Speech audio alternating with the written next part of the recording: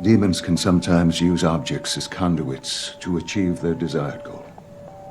You may have heard of the Jehovah's Witness urban legend about the possessed Smurf toy that got up and ran out of the Kingdom Hall during a meeting, or some variation of that.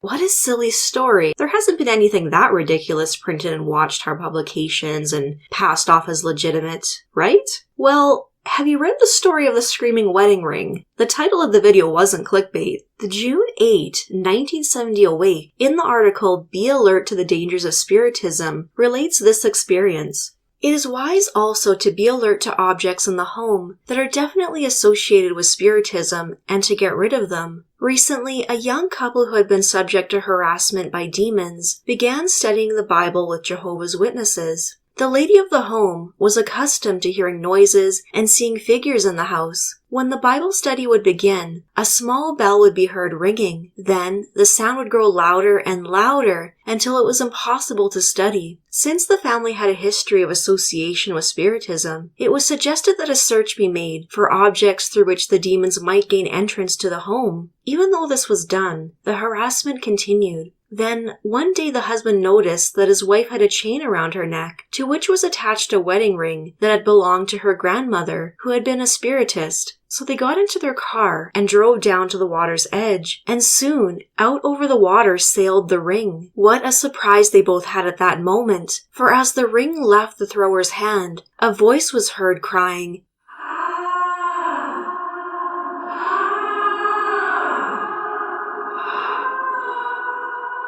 until finally the ring hit the water and there was silence. We all know what can happen when a supernatural ring is forgotten underwater, don't we?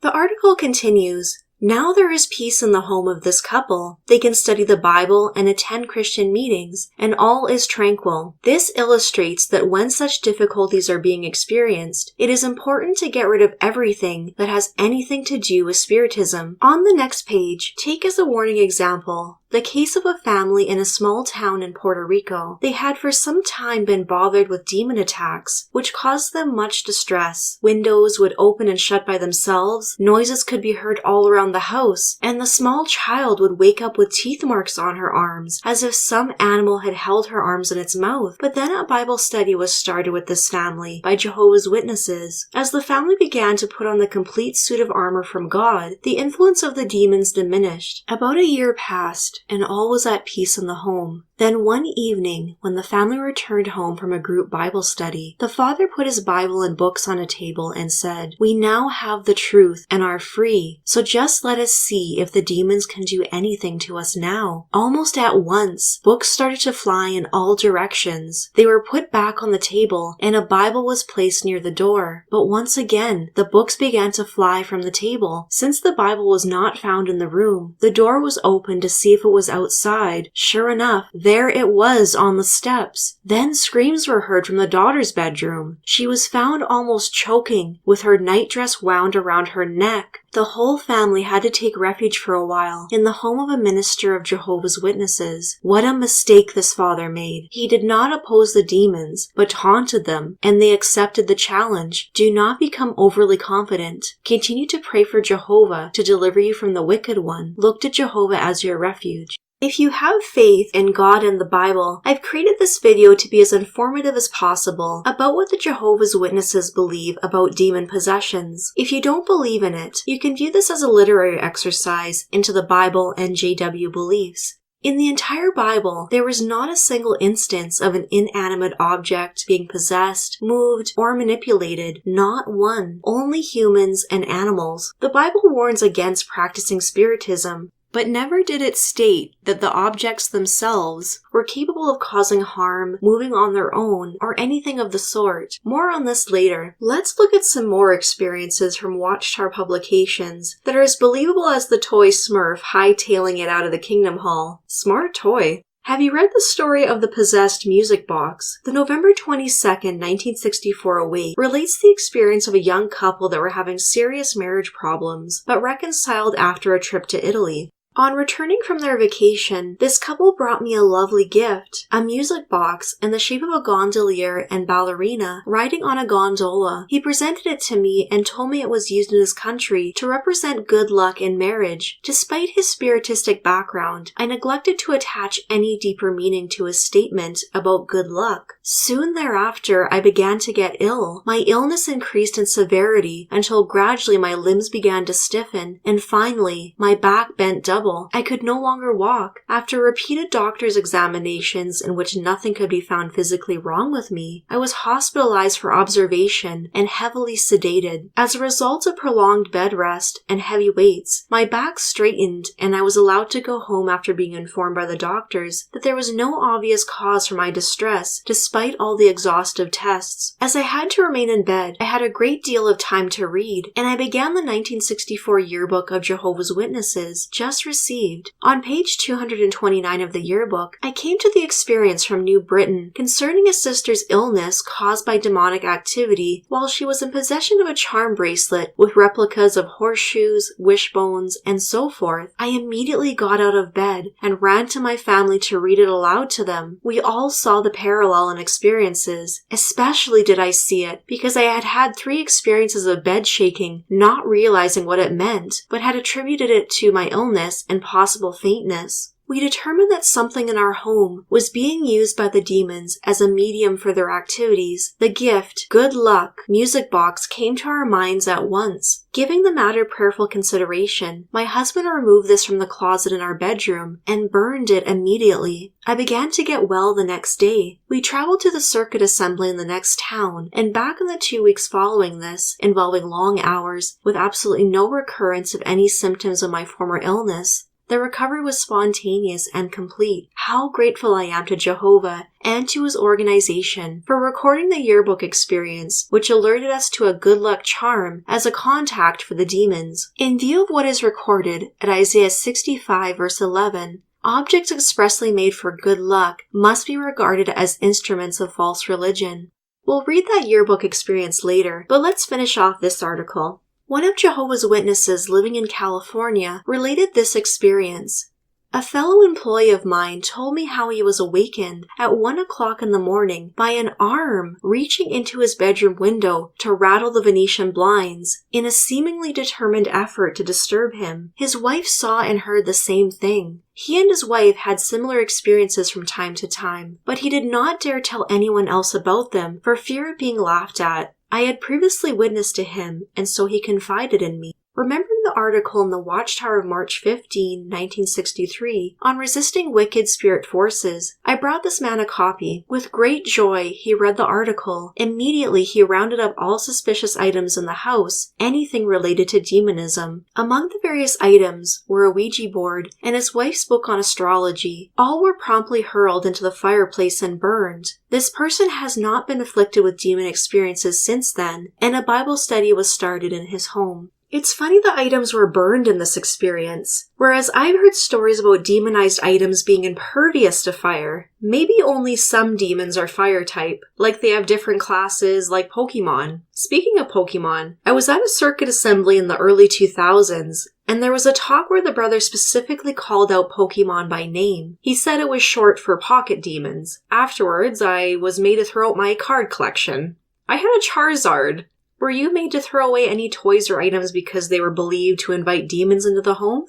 Let's take a look at that 1964 yearbook that was referenced earlier in the article, beginning on page 229. The following experience serves to show how important it is to read and act on all advice given through the pages of the Watchtower, and also to realize that even though we are fortified with the truth and belong to Jehovah's organization, we can still lay ourselves open to attacks by wicked spirit forces. 4 years ago, a professional fortune teller in the West Indies gave her departing daughter a gold bracelet from which were suspended tiny replicas of horseshoes, wishbones, and so forth. Recently, the daughter, who for the last 3 years has been a faithful baptized witness of Jehovah, lovingly gave the bracelet to a young sister of high school age. About 2 weeks later, the younger sister became afflicted for 2 days with severe knife-like pains in the stomach. When the first sister inquired as to the nature of the pains, she said, "Do you know they are the same kind of pains that I have suffered for over 4 years, often with tears, and which the doctors could not cure? But now that you mention it, I realize that ever since I gave you that bracelet, I have not had the pains at all. Just the other day, however, the circuit servant's wife suggested that in view of what the article Resisting Wicked Spirit Forces in the March 15, 1963 issue of the Watchtower had to say, we should think of that bracelet in the event of any strange things happening in your house. You see, my mother used to experience bed shaking, which indicates demon activity, but it had never occurred to me that there may have been a connection between that bracelet and my pains, which now seem to have been transferred to you. You must get rid of that bracelet, as the Watchtower advised us to do." The bracelet was then carefully concealed inside an empty fish can and deposited in the rubbish dump. Neither sister has experienced the pain since then. How fortuitous that demons are stifled by metal fish cans and distance. The 1966 December 15 Watchtower, in the article, Repelling the Attack of Wicked Spirits, many forms of attack and harassment. Demon activity appears to be on the increase, varying in degree and form from place to place. The more prevalent that spiritistic practices are in a certain area, the more problems there are likely to be with demon afflictions and harassment. The attack by wicked spirit forces can take many forms. From actual cases, we know there may be physical attack as well as mental attack. There may be a bodily blow, a slap in the face, a throwing of one to the ground, bodily illness and pain, doctors being unable to find a cause. One may be disturbed while trying to sleep due to the prevalence of abnormal noises in the house. There may be a tugging of bed covers, a shaking of the bed, an apparition such as a face or a pair of vicious eyes. Often, a voice is heard that harasses and terrorizes. The voice usually suggests or commands a certain course of action, which, if followed, can lead to spiritual collapse, violence, insanity, or suicide. Notice how in the first half of the paragraph, it cites Bible sources, but in the latter half, nothing. It's because there is no biblical precedence of that ever happening. Don't you think that God, the author of the Bible, would have warned his followers if it were a threat? It continues, but how does one get involved so as to come under such demon attack? One may be dabbling in practices associated with spiritism, such as astrology, yoga, extrasensory perception, water witching, hypnotism, using a Ouija board, or a pendulum device for divining. Yes, they really did say yoga. Jehovah's Witnesses are not allowed to do yoga. Others become vulnerable to demonic thinking by filling their mind with this world's spirit of violence. One may be regularly reading mystery or detective books, or watching TV shows that feature violence and killing. Detective and mystery novels. How demonic. Hardy Boys number 666, The Case of the Possessed Smurf. One Christian woman made a hobby of reading such books despite the counsel at Philippians 4 verse 8, and in time was so disastrously affected that she appealed for help, fearing she would kill her own beloved husband and children. Now I'm afraid I'm going to stab you.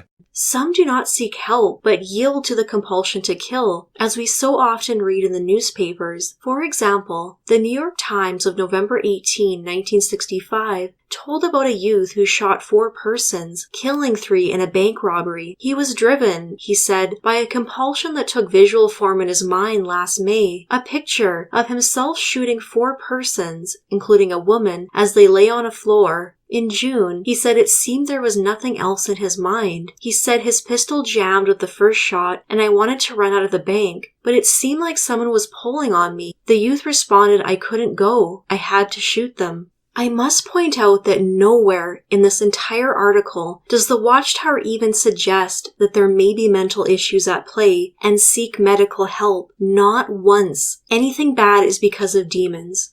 Yet others unknowingly move into a house long haunted by demons, and then, when they come under attack, instead of moving out, they try to defy the demons on their home ground, or even dare them in some way or other, bringing trouble upon themselves. Yes, Jehovah's Witnesses believe in haunted houses. We'll read an entire article devoted to haunted houses a bit later.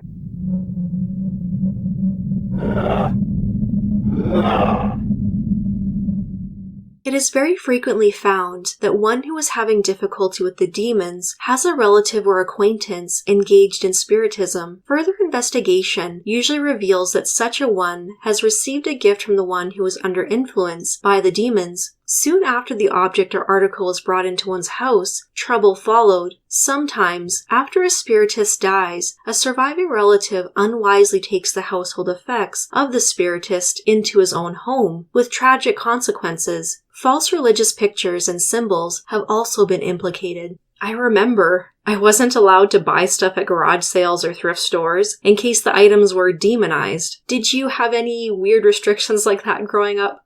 Do not listen to demon voices, noises. One of the most common forms of demon attack is a mental one, the wicked spirit speaking out loud. One clearly hears a voice. What if you hear such a voice? Should you panic or feel you are falling away from the Christian faith? By no means.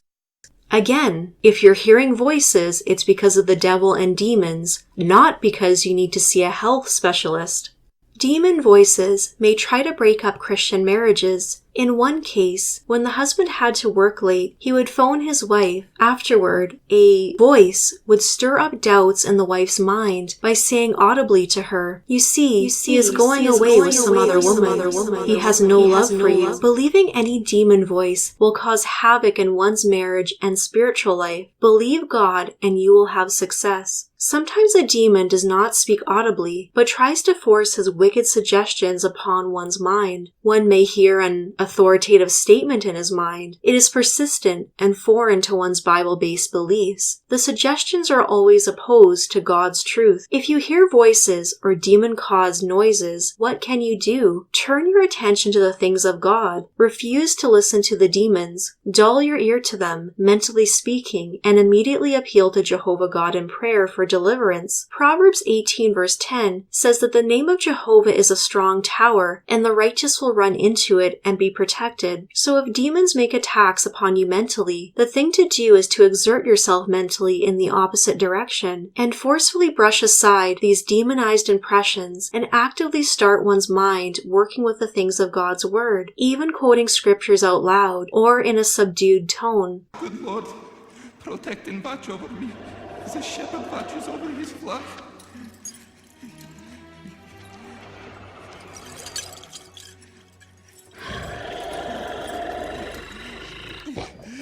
Ya ilahi, seyirni ameyiz, havani. No, okay.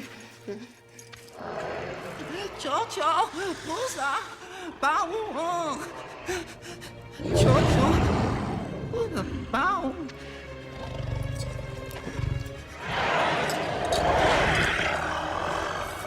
What is there?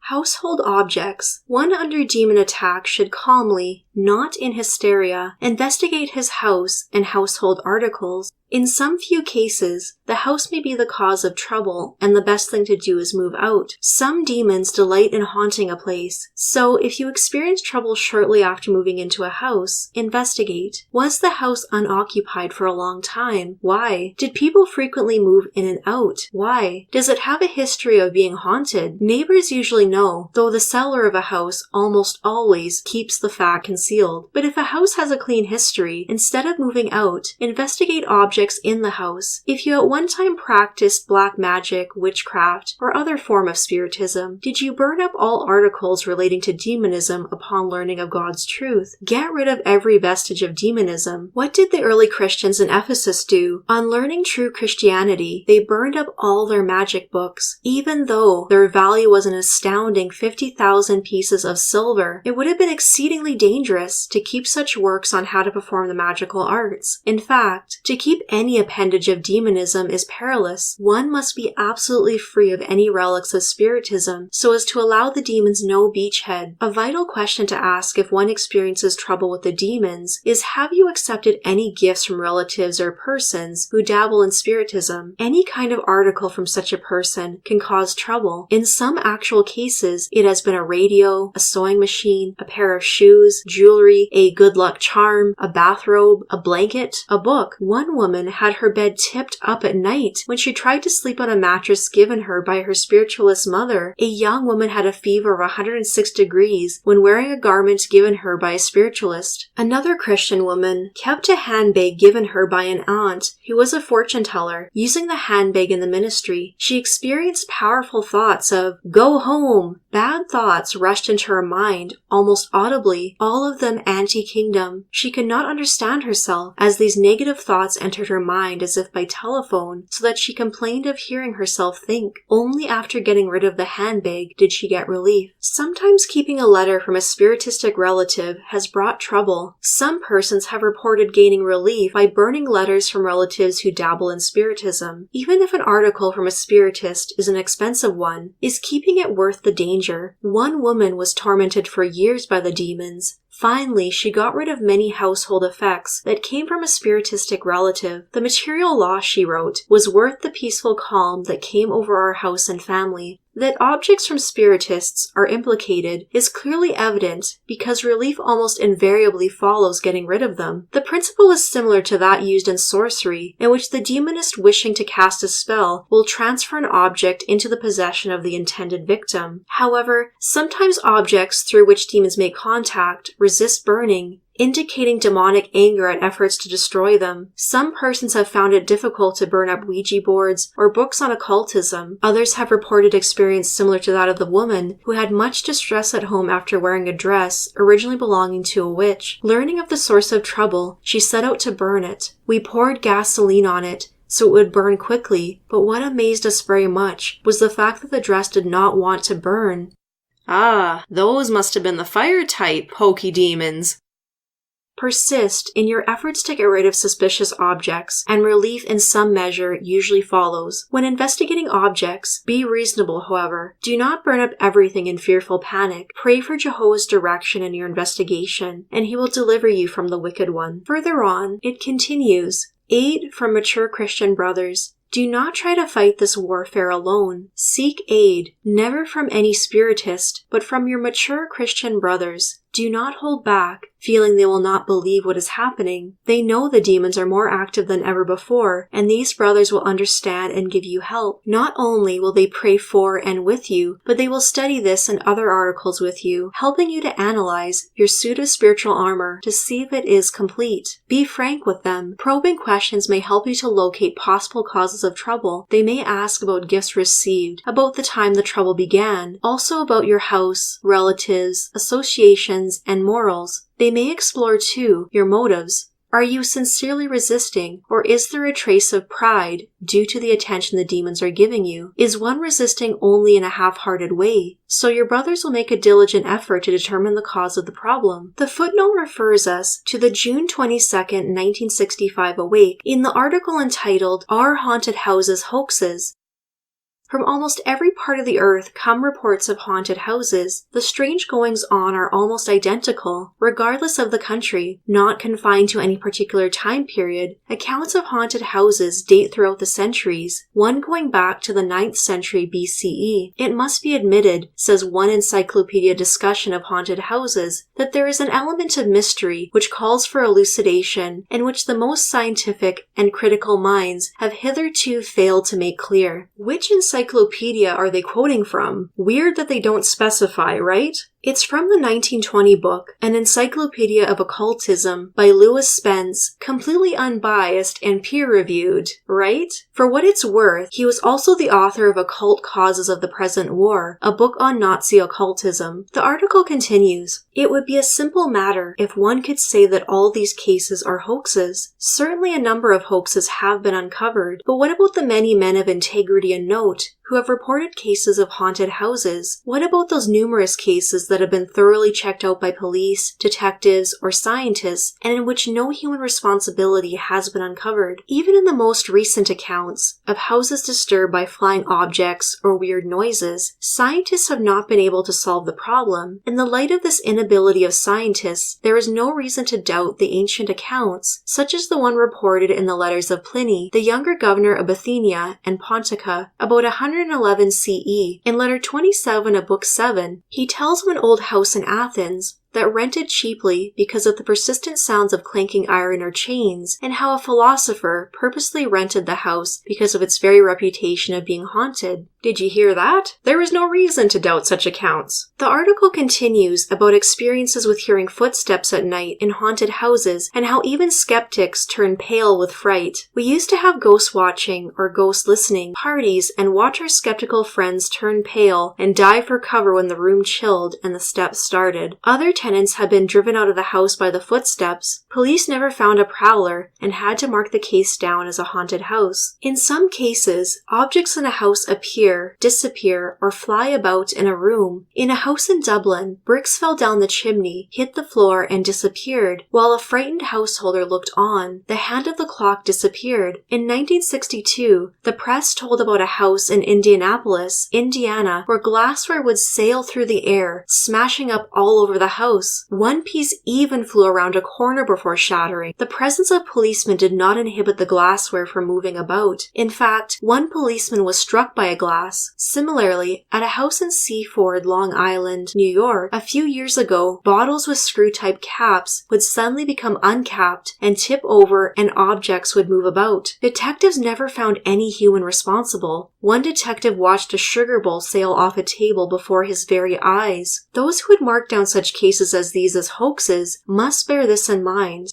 No prankster has yet been found who can, without being detected, send crockery flying and smashing up in the presence of detectives and scientists, and who can at the same time induce spectators to believe that these flying objects waver, swerve, and wobble. There's also reports of flying stones, whose source was untraceable by policemen, dogs, and even radar. Sometimes stones come in at varying rates, even floating in. As at a house in Big Bear, California, the investigating sheriff's car was struck by a stone, but hardly dented. Some of the rocks were hot and others were cold. A Duke University scientist investigated and found that stones came from various angles. If humans were responsible, it would take a great number of them working together day and night, but not even one prankster was found. Said the scientist, "This case fits the classical pattern of poltergeist cases." A deputy sheriff said, "I don't think anything human is causing it." In some haunted houses, a great variety of singular happenings take place. In a house on Keam Lake in Bavaria, children's pigtails were cut off, but not by human hands. Cakes disappeared right out of a person's hands during baking operations. Holy pictures were ripped off walls and smeared black. Electric hot plates glowed without being plugged in. Professional investigators found no hoax. From Europe come reports of haunted monasteries and convents, and numerous haunted rectories. One of the most famous cases is that of England's Borley Rectory, built in 1863. 100 witnesses testified to such things as flying pebbles, smashing candlesticks, levitating bars of soap, writing appearing on walls right under the very noses of investigators. Famed psychical researcher Harry Price himself saw a red candlestick whiz past his head and crash to the floor. Then he saw pebbles cascade down the stairs. One day Price brought wine from London to share with the rectory's cleric. As the wine was poured, the burgundy turned to ink, the sauterne to eau de cologne. With first-hand evidence, and with testimony from so many witnesses about so great a variety of phenomena, Price marked the case down in his book, The Most Haunted House in England, as the best authenticated case of haunting in the annals of psychical research.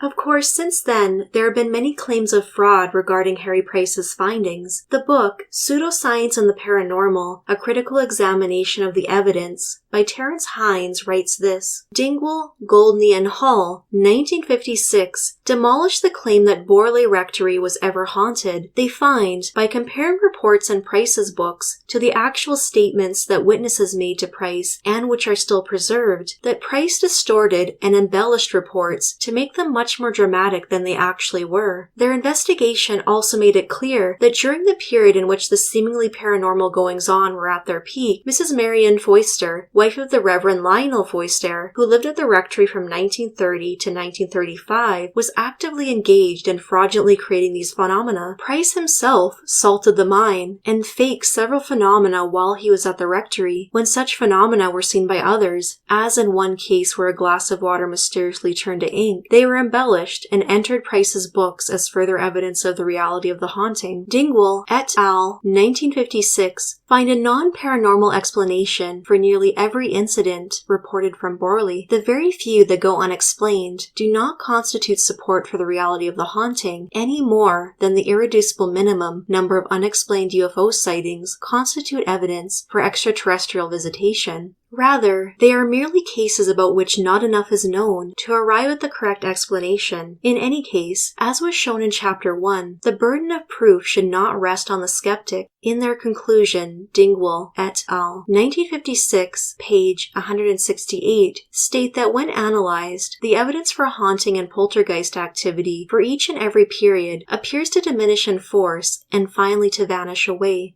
Harry Price was well known as a ghost hunter and psychic investigator before his first book on Borley Rectory appeared. Hall, 1978, has shown that Price's regard for the truth was as poor in the other paranormal occurrences that he reported as it was in the case of Borley Rectory. A man named Charles Sutton also accused Price of faking phenomena. The book, A History of Terror, Fear and Dread Through the Ages, by Paul Newman, relates this account. According to Charles Sutton, 1950, Price used to walk behind investigators at Borley, casually shattering windows and attributing the delinquency to poltergeists. During a guided tour, he insisted the suspicious Mr. Sutton walk ahead, but when the latter heard the sound of breaking glass, instead of pursuing the noise, he turned on Price and asked him to empty out his pockets. He refused to do so, so I plunged my hands into both his coat pockets and found that they contained a number of pebbles and stones of various sizes. The Awake article on haunted houses concludes, evil spirit creatures that the Bible calls demons are the ones responsible. They are, as God's word makes clear, the angels that sinned, the angels that did not keep their original position, but forsook their own proper dwelling place in the days of Noah before the flood. Since the war in heaven, these disobedient angels have been confined to the vicinity of the earth, where they are causing every kind of woe, including that of haunting houses. By haunting houses, the demons derive fiendish delight in harassing or terrifying humans. At the same time, they induce people to believe wrongly that the ghost or spirit is some dead human, perhaps one who died in that house, and that the human soul is immortal. So though these haunted houses are not hoaxes contrived by humans, they are in a sense a hoax indeed, perpetrated by the devil and the demons. The entire article and many others are currently available on jw.org. If you want to read them in their entirety, I'll have links in the description below. Now we'll read the March 15, 1963 Watchtower that was referenced in a few experiences earlier. The article, Attack from the Invisible Realm, said, a study was made some years ago of 25,000 people in various countries to find out if, while they were awake and in a good state of health, they had at any time heard a voice, seen a form, or felt any touch which could not be explained by material means. The results of this widespread inquiry were regarded as amazing, since the proportion of mentally sound people who in England alone had received such clear-cut impressions was 1 in 10. Was this attack from the invisible realm? Nonsense, say many of today's psychologists, who like to use the word hallucination. On the other hand, psychical researchers, the parapsychologists, are not so skeptical. They have found too much that science cannot explain, such as extrasensory perception. The end of the article sourced the quote-unquote study to Phantasms of the Living by E. Gurney. Digging deeper, the actual source was the report of the Census of Hallucinations by the Society for Psychical Research from 1894, nearly 70 years before the article was published. Now you know why they didn't give the actual date or name of the census. On page 39 on volume 10, it contained the totals of 1,684 yeses out of 17,000 responses, which is where the Watchtower got their 1 in 10 figure for England. Of course, reception to the book in the survey wasn't well received, even back then. Alfred Douglas, in his book Sensory Powers, A Century of Psychical Research, writes, Phantasms of the Living was criticized by a number of scholars when it appeared, one ground for attack being the lack of written testimony regarding the apparitions composed shortly after they had been seen. In many instances, several years had elapsed between the occurrence and a report of it being made to the investigators from the SPR. Contemporary Charles S. Pierce was more forthright on his view of phantasms phantasms of the living. Their most imposing arguments are based upon the doctrine of probabilities, and these I have examined with care. I am fully satisfied that these arguments are worthless, partly because of the uncertainty and error of the numerical data, and partly because the authors have been astonishingly careless in the omission of cases ruled out by the conditions of the argumentation. Simon Newcomb published a paper in 1909, which was later reprinted in the book Skeptic's Handbook of Parapsychology. On the accuracy and reliability of phantasms of the living, Mr. Newcomb tells us to consider the following. We also have unconscious exaggeration, the faculty of remembering what is striking and forgetting what is not, illusions of sense, mistakes of memory, the impressions left by dreams, and finally, deceit and trickery, whether intentional or unconscious. Before reaching a conclusion, we must inquire as to what we should naturally expect as the combined result of these agencies in the regular course of experience. In short, he concludes, the few hundred cases published are actually fewer than what we should expect as the result of known conditions. There is therefore no proof of telepathy in any of the wonders narrated in these volumes, and in the publications of the Psychical Society. The book Hallucinations and Illusions, A Study of Fallacies of Perception by Edmund Parrish, concluded that there were several important reasons why the survey couldn't be taken at face value. I'll have links to all these in the description below if you're interested in reading more. There are other authors that debunk phantasms of the living, but they were printed after this Watchtower article was written. The article continues, one of the most impressive cases said to have come to the attention of parapsychologist J.B. Rhine was that of a 14-year-old boy, often assaulted in the bedroom. When the boy went to a minister's home to sleep, the bed shook so violently he had to get up and try to sleep in a heavy armchair. While the clergyman stood over him, the heavy chair tilted to one side and fell over, throwing the boy to the floor. The minister, trying the same posture in the armchair, could not even tilt it. Joseph Banks Rhine was a botanist and parapsychologist whose experiments have been widely debunked. He believed that a horse named Lady Wonder was telepathic and wrote a paper on it. Later it was discovered the owner had been using subtle signals to control the horse's behavior. Later, when switching to laboratory experiments, his results couldn't be duplicated, and his tests were found to have serious methodological flaws, and that he was motivated by the most extreme ideology. The rest of the Watchtower article contains the same type of tales about hearing voices and possessed items. The article goes on to advise, when under demon assault, pray to God using his divine name, since the name of Jehovah is a strong tower. Into it the righteous runs, and is given protection. If demon voices harass you, pray to Jehovah out loud, relying on him for help, and the peace of God that excels all thought will guard your hearts and your mental powers. If demon assault comes at night, light may be helpful. So demons are afraid of light and God's name. Do these instructions sound familiar to what you should do if faced with another type of creature?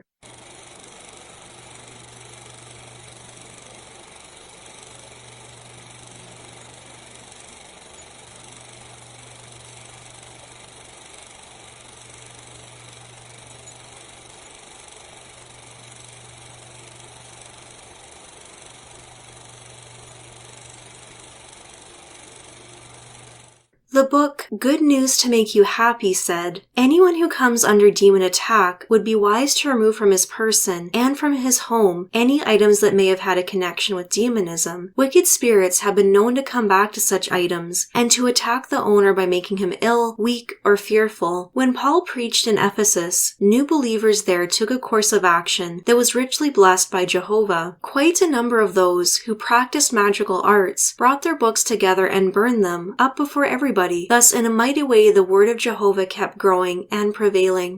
Wicked spirits have been known to come back to such items? Where's the proof? The only scripture cited is the one in Acts, where they burned their magic books so as not to practice spiritism. Nowhere did it even imply that the items themselves were haunted, only the practice was condemned.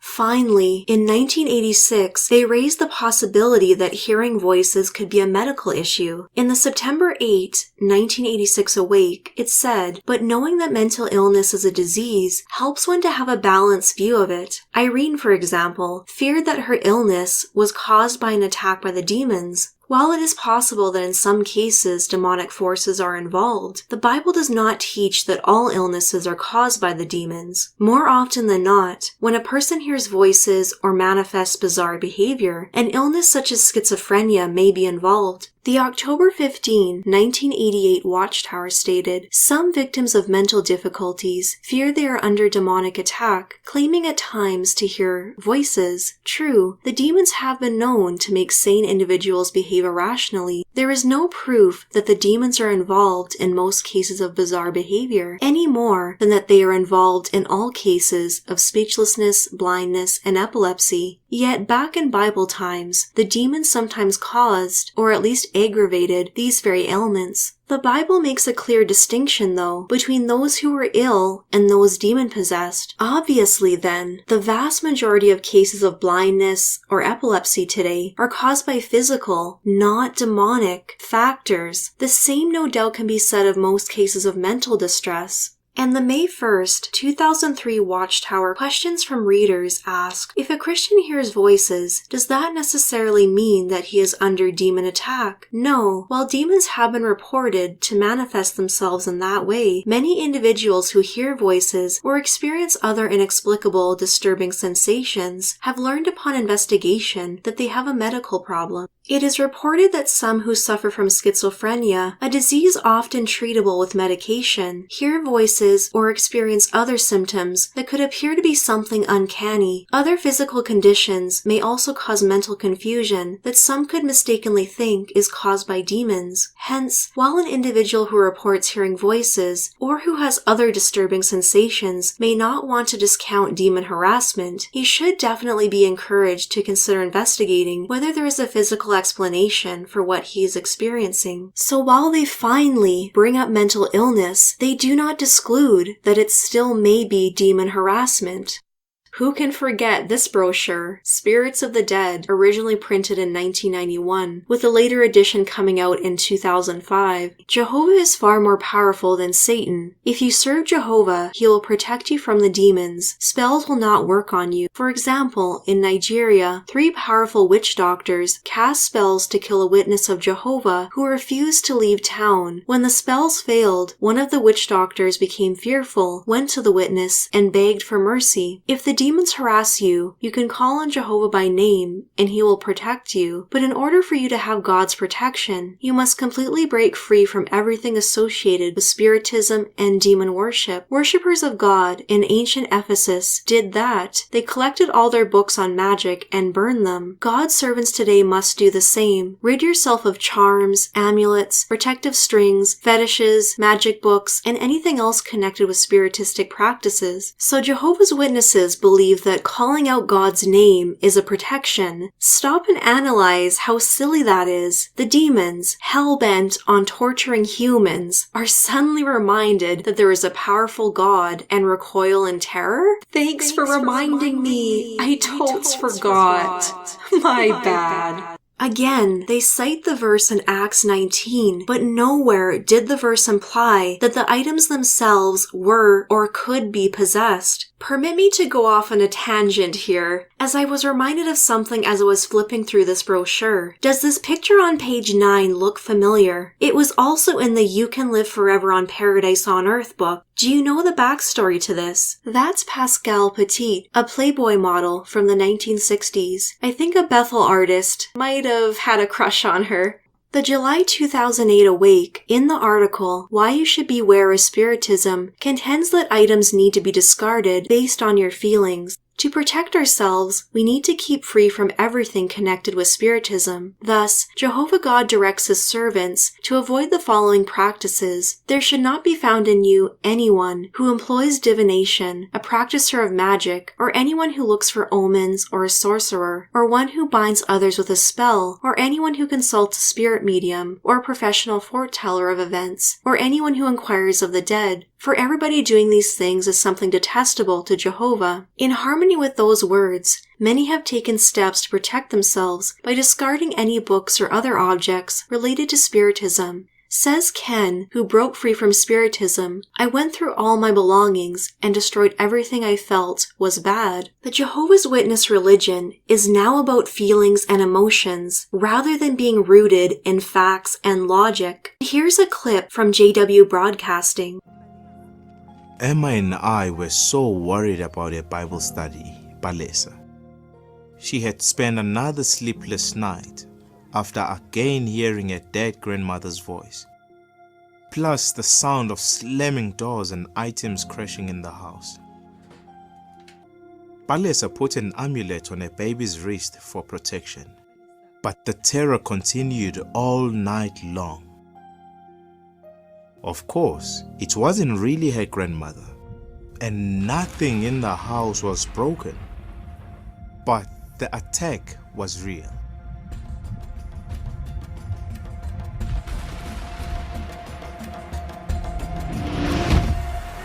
Stories about the spirit world weren't new to me.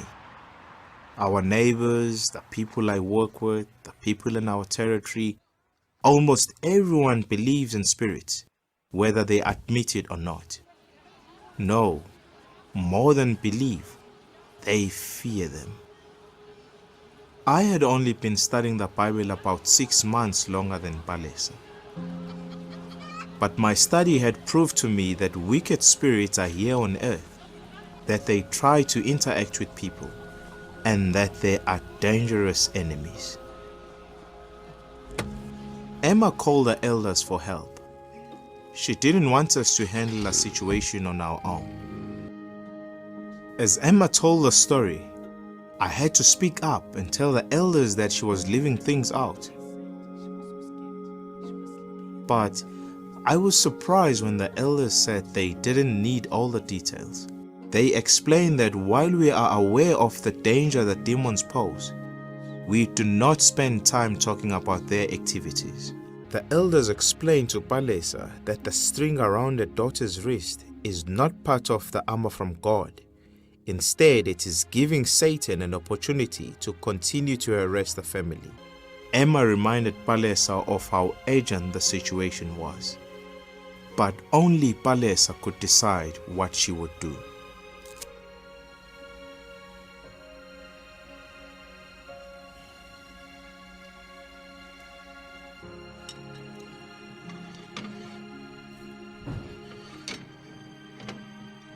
So how about the Bible itself? What does it say about demonized or possessed items? There is not one instance of an inanimate object, that is something that wasn't a human or animal, ever being haunted or possessed. For example, we have the demon-possessed man in a Capernaum synagogue, the 2 demonized people in Gadara living among the tombs and cutting themselves, the Gentile woman who had a demon-possessed daughter, the boy who was demon-possessed, the mute man who was also demon-possessed, the mute, blind, and demon-possessed man, the slave girl at Philippi that was possessed before Paul and Silas. Do you remember that drama from the 2004 convention called They Bore Thorough Witness to the Good News, with the girl that looked like she was from the movie The Ring?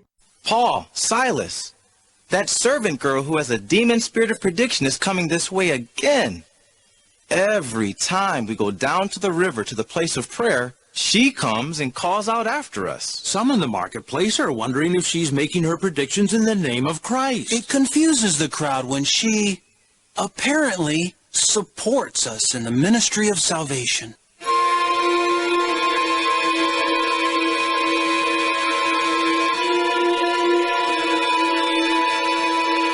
These men are slaves of the Most High God, who are publishing to you the way of salvation.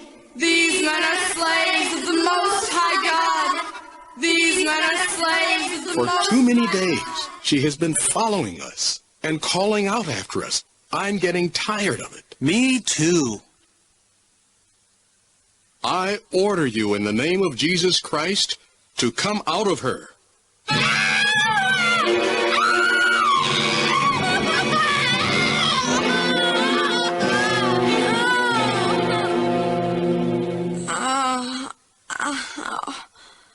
Also the account of where Jesus cast the demons into the pigs and they ran off the cliff. According to JW doctrine, Satan made it appear that the snake spoke to Eve. And how about Balaam's donkey? It was an angel according to the JWs, so I guess we can say the donkey was angelized? There is no evidence in the Bible of anything inanimate ever being possessed or inhabited by demons. Only humans and animals were ever written of demons being able to enter. Even idols of false gods weren't inhabited or possessed by demons. How do we know this? Because we have accounts regarding the teraphim. The Insight book says this: Teraphim, family gods or idols. Although in the plural, the designation teraphim can also apply to a single idol. At least some of these idols may have been the size and shape of a man. Others must have been much smaller, able to fit inside a woman's saddle basket. The teraphim were, on occasion, consulted for omens. We have a few examples in the Bible where people had teraphim, or these idols, gods, in their possession.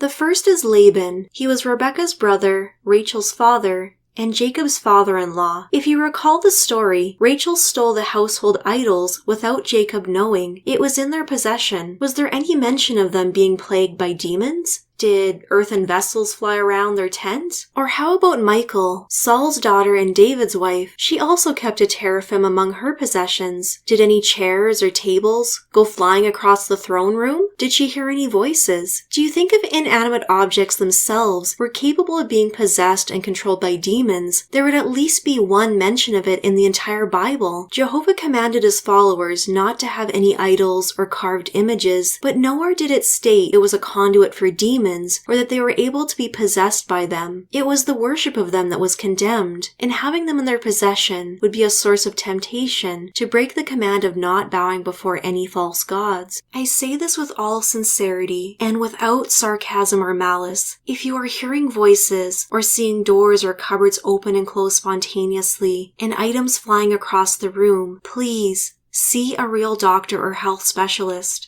Make sure you have a carbon monoxide detector in your home, as carbon monoxide poisoning can cause hallucinations.